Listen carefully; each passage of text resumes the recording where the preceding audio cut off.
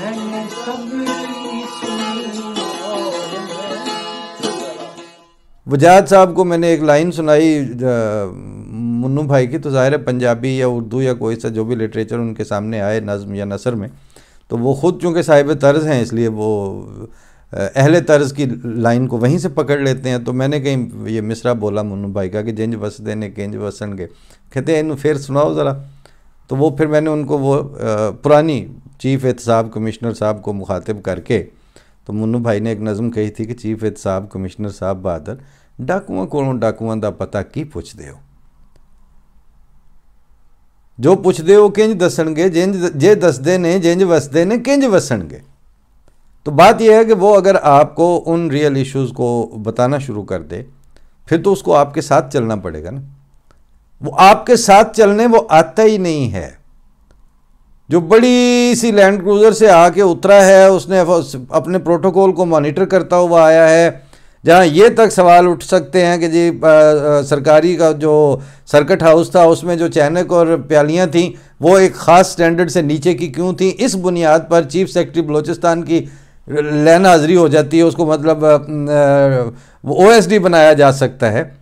वहाँ पर उनको क्या लगे कि आपके रियल इश्यूज़ और आपके रियल मसाइल क्या हैं। फ़ोटो सेशन के इश्यूज़ चाहिए, फ़ोटो सेशंस वाले मसाइल चाहिए, कॉस्मेटिक किस्म के आपके हल चाहिए।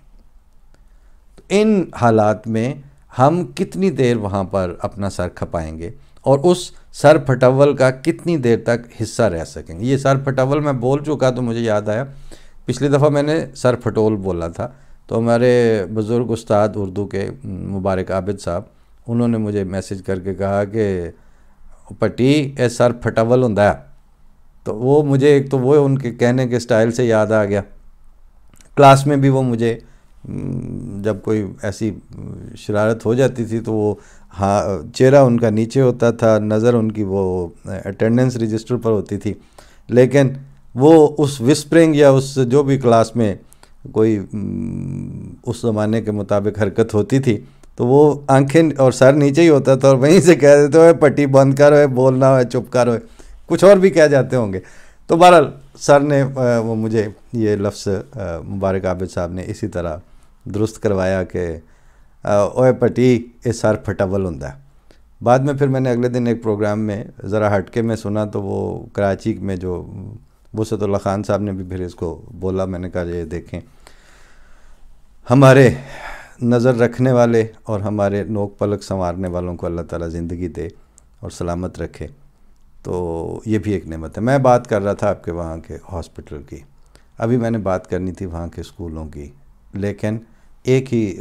इब्तदा में जो बात खींचते खींचते काफ़ी तूल पकड़ गई। मैं इन इश्यूज़ को हेल्थ के, एजुकेशन के, सोशल डेवलपमेंट के, फूड सस्टेनेबिलिटी के, ख़ुराक के मामले में ख़ुद इन्हिसारी के, एनर्जी के मामले में ख़ुद इन्हिसारी के, रहन सहन के मामले में ख़ुद इन्हिसारी के, तालीम और तरबियत तो चलें मेरी डोमेन से ज़रा आगे की चीज़ है, लेकिन एटलीस्ट एकेडमिक प्रोफिशेंसी और जहाँ से माकूल बात मिले उसको जल्दी अपने जहनों में और अपनी सोसाइटी में और अपने थॉट प्रोसेस में इनकलकेट करना, उसको इंटीग्रेट करना, इन चीज़ों के बारे में हम अपने दायरे में आज ये समझ के बात कर रहे हैं कि जब पीछे इंतहाई कमज़ोर स्टार्ट था और उनके पैरेलल बहुत बड़े बड़े इदारे थे, लेकिन नीयतों में फतूर था और खुदा ताला पे यकीन और बेतवक्ली की ना होने और बेतवक्ली की मार पड़ी हुई थी सोसाइटी को, तो वो जो बड़े बड़े इंफ्रास्ट्रक्चर थे उनको आपने ज़मीन बोस होते हुए प्रैक्टिकली देख लिया। वहाँ पर हार्ट के एंजियोप्लास्टी पे, एंजियोग्राफी के ऊपर 2-2 साल बाद के अपॉइंटमेंट्स दे रहे हैं और कैसे क्लिनिक्स में लोगों को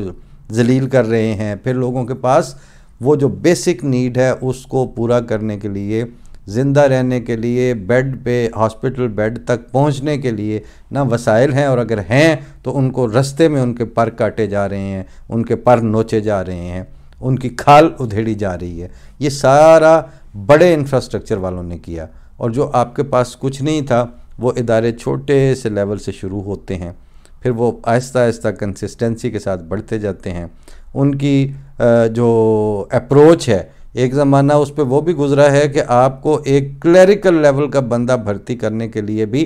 2 साल शायद इंतज़ार करना पड़ता होगा। अल फजल में हम एक इश्तिहार पढ़ा करते थे,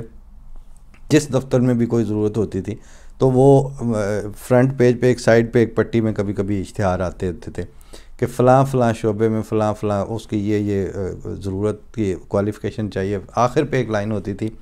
कि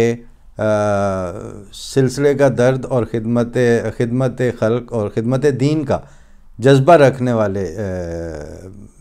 नौजवानों से या उम्मीदवारों से दरख्वास्त है कि वो अपने हल्का के सदर साहब की वसातत से तस्दीक के साथ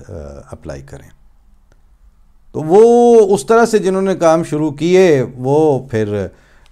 छोटी छोटी चीज़ों का उनको पहले कहा जाता था कि कणक का ख्याल रखियो, गंदम खरीद लियो, सर्दियों गर्मियों के कपड़े, बाकायदा सदर अंजमन अहमदिया के मुलाजमीन जो हैं वो सरमा गर्मा अलाउंस होता है कि वन टाइमली जो ही गर्मियां आएँ या सर्दियां आएँ तो उसके वो कपड़े ज़रूर, उसके लिए ये अलग से पैसे हैं। आम तौर पर तनख्वाह ना लेविश होती थी ना होती है, मेरा ख्याल है आज भी, अभी भी अल्लाह का फ़ज़ल है कि मतलब वो एक वक़ार के साथ वक्त गुज़र रहा है, सबका गुज़र रहा है और अल्लाह ताला उसको बेहतर तरीके से सबको ले जाए। लेकिन उसमें एक इंक्लूसिव और होलिस्टिक, सबको साथ लेके इकट्ठी आगे जाने वाली तरक्की हुई है, और फिर जो तरक्की हुई है वो सस्टेनेबल बुनियादों पर हुई है। वो ऐसे नहीं है कि एक दिन वहाँ पे नूरी साहब को बुला के तो हार्ट का ऑपरेशन करवा दिया, उसके बाद वो ऑपरेशन थिएटर की ईंटें भी ले जाएं लोग, नहीं, वहाँ वो उस वक्त बैठे हैं, उस वक्त वो सारा सिस्टम की बुनियाद है। बल्कि प्रैक्टिकली उसकी मैंने उन दिनों जब वो बन रहा था तो वो देखा करते थे कि अगर पहले 13 इंच की बुनियादें थीं तो अब जब ये जो नया सेटअप था इसकी मेरा ख्याल है 18 से भी ज़्यादा की थी, यानी ये चौड़ाई थी कम से कम उसकी। और उसी तरह उनके पिलर्स और उसके जो बेसमेंट से उठान थी वो बताती थी कि इसने इंशाल्लाह देर तक रहना है और दूर तक जाना है। तो बात यह है कि हम आज भी जो बात करते हैं, एक तो पल्ले तो पहले ही कोई दावा नहीं है कि जी हमारे पल्ले बहुत कुछ है, फिर किसी वड्याई का इसलिए सवाल पैदा नहीं होता कि जो यही थोड़ी सी मैं है और यही छोटा सा पैमाना। लेकिन वो जो कमज़ोर इब्तदा है उसको अल्लाह ताला एक मजबूत इंतहा देना चाहे तो उसको हाथ कौन रोक सकता है। इसका मुशाहिदा चूँकि हमने अपनी इब्तदा में देखता है, बचपन से लेके देखते आए हैं ना, जब से हम देखना शुरू हुए, और वहीं से जो इज्तमाई कंसिस्टेंसी और इज्तमाई इस्तकामत थी, वहाँ से ही मैं ज़ाती और इनफरादी कंसिस्टेंसी और ज़ाती और इनफरादी इस्तकामत कशीद करता हूँ।